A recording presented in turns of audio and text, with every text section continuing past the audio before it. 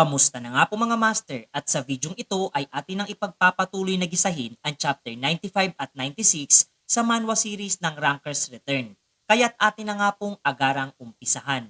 Ang sorpresang pag-atake isinagawa nitong ating pangunahing tauhan ay lubos na nagdulot ng napakalaking pagsabog sa naturang lokasyon at kasabay ng pagkahawi ng makapal na usok ay masisilayan naman nating bagamat nananatiling nakatayo pa rin etong si Gordon ay tumanggap naman ito ng bagyang pinsala sa kaniyang katawan habang galit na galit sa aksyong isinagawa laban sa kaniya.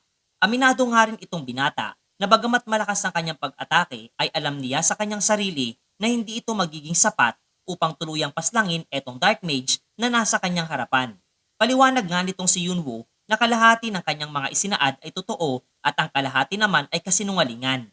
Sapagkat ang manlalarong nagngangalang Yang Jun na isang archer ang siyang tunay na pumaslang sa kaniyang disipulo na si Adele. Mas lalo nga lamang ng galaite sa matinding galit etong Dark Mage na kaniyang kaharap at isinumpang kaniyang papaslangin ang lahat ng mga manlalarong kanyang makakaharap.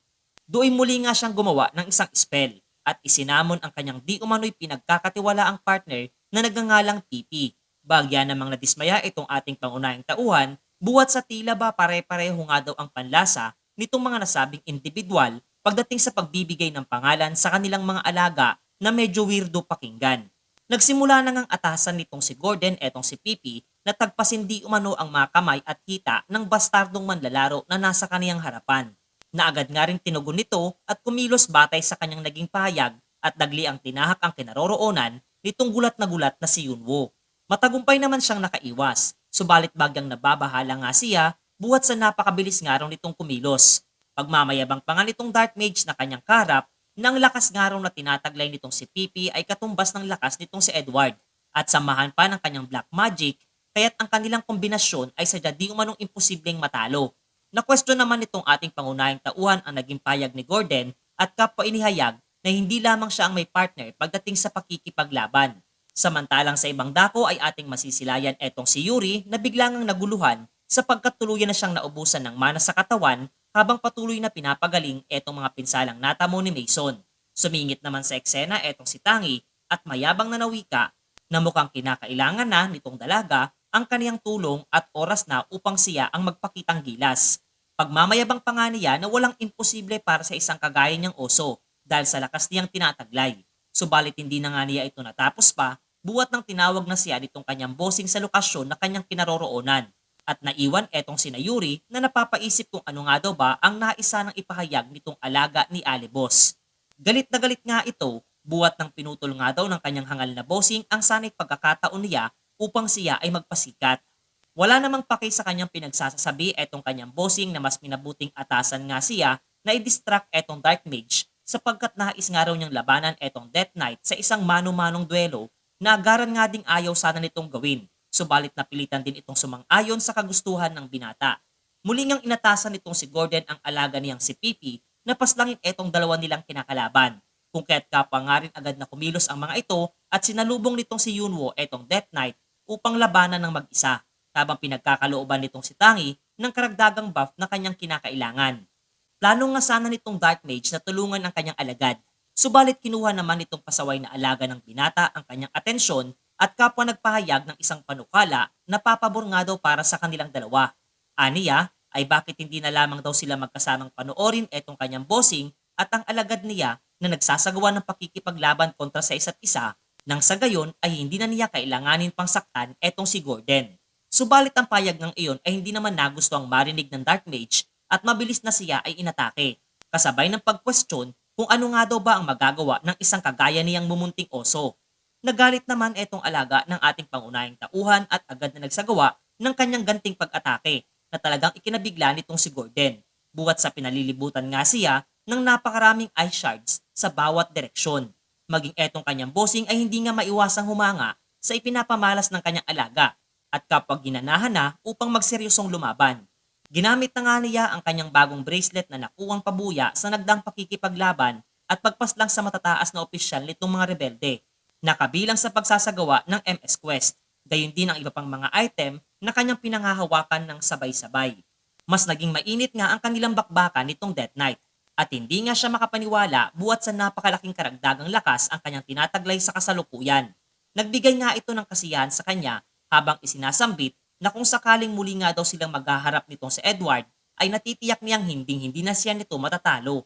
Eto namang si Tangi ay abala naman sa pagpapakawala ng kanyang mga mahika patungo dito kay Gordon. Hindi nga rin ito makapaniwala sa klase ng lakas ng kapangyarihan, mayroon etong alaga ng binata na siyang naglalagay sa kanya para sa isang hindi kaaya-ayang sitwasyon. Inilabas na nga niya ang kanyang isang kakaibang baston at sinimulang isagawa ang isang ritual para sa isang spell na lubos niyang di inaasahang gagamitin laban sa kanyang mga makakasagupa dito sa Briggs. Nagsimula na nga siyang mag-enchant ng mga salita para sa spell na kanyang i-activate. Subalit na hinto nga siya nung sumulpot etong si Tangi sa harapan ng kanyang barrier at inoobserbahan ang kanyang mga isinasagawa. Tila ba humigop nga ito ng hangin sa kanyang katawan at kasabay na nagpakawala ng kanyang skill na roar na siyang tuluyan nagpahinto dito kay Gordon at kapadumanas ng pagkasira ng kanyang pandinig. Ang pinsalang natamo nitong Dark Mage ay kapwa nakaapekto para dito sa kanyang alagad na Dark Knight at ang panandalian nga nitong pagginto ay siya namang nakitang pagkakataon nitong si Yunwoo at naganda na upang umatake. Samantalang etong si Gordon ay sadya namang di makapaniwala sa pinsalang kanyang natamo, ngunit maging siya ay kasalukuyang inatake na rin nitong alaga ng ating pangunahing tauhan na lubos niyang hindi nagustuhan.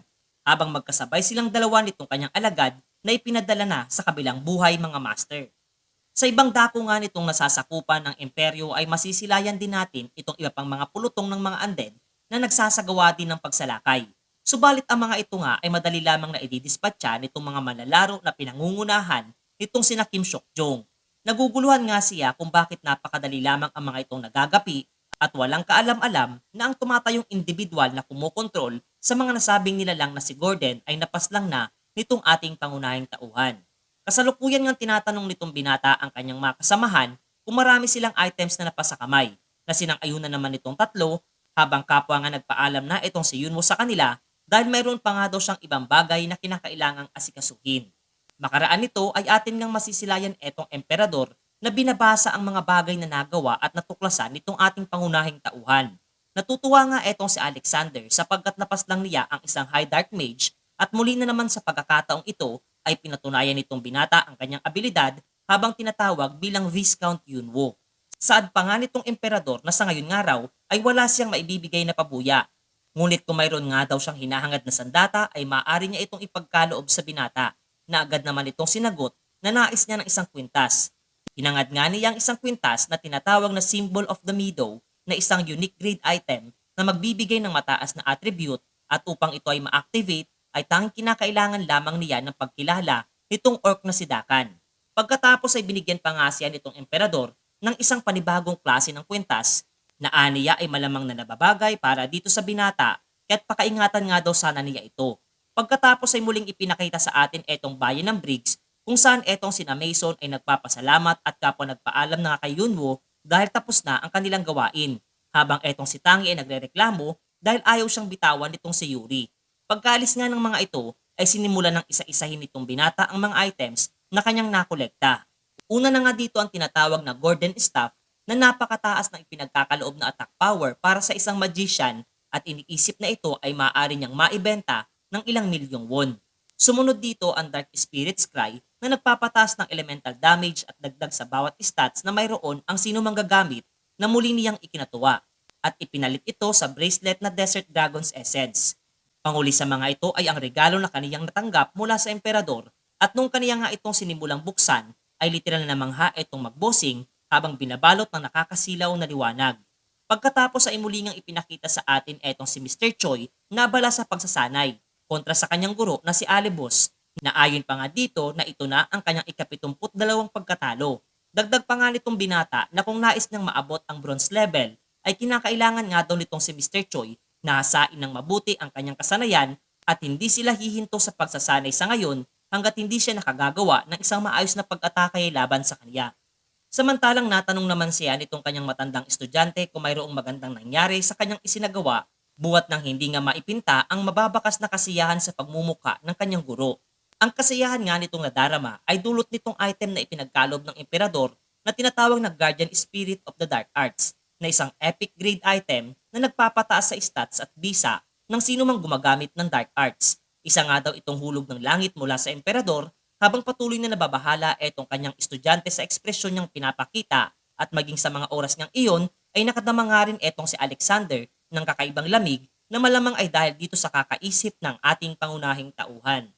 Natanong nga rin niya ang kanyang estudyante kung ilang level pa ang kanyang kinakailangan bago maabot ng tuluyan ang level 100 na sinagot naman nito na 3 na lamang. Dahil nga doon ay napagpasyahan nitong si Yunwo na agahan pa ang pagsasagawa nito ng rank game na sadya nitong ikinabigla at iniisip na marahil ito nga daw ay dahil sa mabilis niyang progreso sa pagtaas ng level. Ngunit agad namang nilinaw nitong binata na hindi nga raw iyon ang kanyang pinakarason at ito nga raw ay dahil mas mapapaaga pa ang schedule ng operasyon ng anak niyang si Jisoo. Ang nakakabiglang impormasyon nga na isinaad nitong si Alibos ay sadya namang muling nagpaluha para dito kay Mr. Choi habang nagpapasalamat.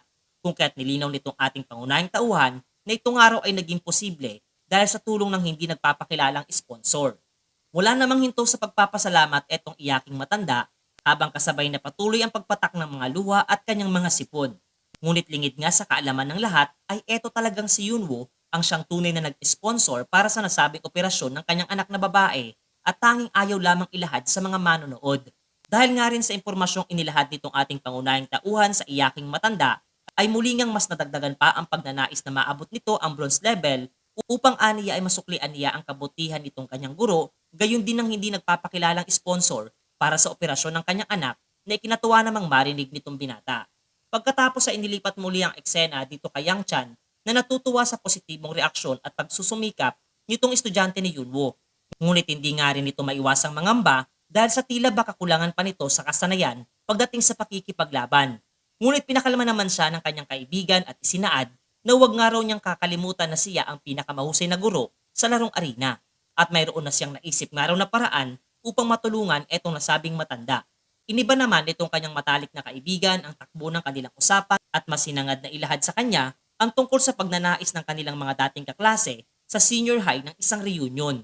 Ngunit agad namang nilinaw nitong si Yunwo na alam nga raw nito na wala siyang anumang hilig sa ganong klase ng mga aktibidad at planong hindi umattend sa nasabing gawain. Subalit isang pahayag nga lamang ang agarang nagpabago sa kanyang isipan nung pasimpleng isinaad nitong si Yang Chan na kabilang nga raw sa mga ito ang kanyang pinakakinamumuhi ang kaklase na walang iba kundi si Jung Hanbek. Gatong pa nga nito na ngayon pa nga lamang daw ay naiinis na siyang isipin kung papaano nito ipagmamayabang ang kanyang pera at kanyang hinahangad na sana ay may isang individual na magtuturo dito ng tamang asal. Kasabay ng pasimpleng pagsasaad na kung wala nga daw planong sumama etong si Yunwo ay kaniya na itong agad ipagbibigay alam sa kanilang mga kabatch. Ngunit tulad nga ng kanyang inaasahan ay agaran siyang pinahinto nitong ating pangunahing tauhan sa kanyang plano at makikita ang kakaibang ekspresyon ng pagmumukha nung nasambit nito ang pangalang Jung Hanbek. Seryoso nga nitong nawika, nasasama nga raw siya sa nasabing gawain at hindi ito mapapalagpas kasabay ng paghahangad na maghanap na sila ng kanilang mga dadalhin at susuotin para sa naturang gawain na sinang-ayunan naman ng kanyang pinakamatalik na kaibigan mga master.